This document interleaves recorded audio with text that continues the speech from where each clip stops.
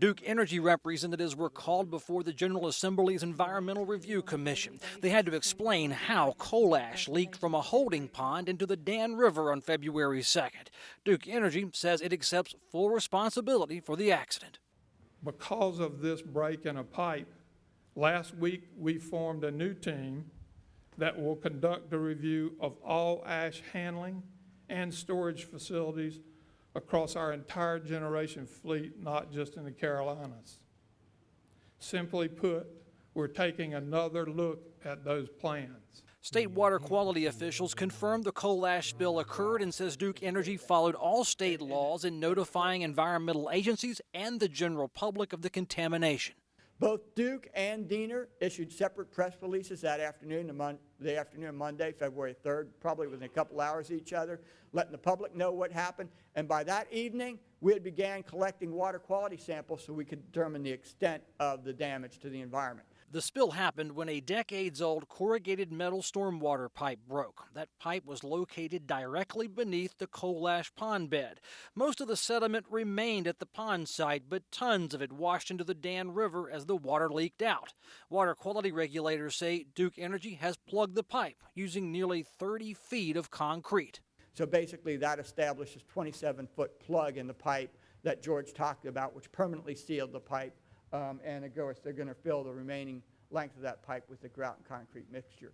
Duke Energy says none of its other coal ash ponds have pipes running underneath the pond bed. They say they're also looking long-term on how to best handle the remaining coal ash throughout North Carolina. So we're in that process now of determining how quickly each of these sites can be determined to find the right method to dry them out, and then a determination of what to do with that dry ash. Part of the Environmental Review Commission includes public input. Environmental groups signed up to tell legislators this Dan River coal ash spill was no accident. They say it's negligence. At Dan River, the failure was not due to severe weather. It was as a result of Duke's bad design and inadequate maintenance. And I might say also the failure of the dam inspections that we have heard about, which didn't even point out the recklessness of having a storm drain under a coal ash pond and never putting a camera up it to inspect it. Catawba County Republican Senator Austin Allran questions why Duke Energy never inspected those stormwater pipes that they knew were below the coal ash pond prior to the spill.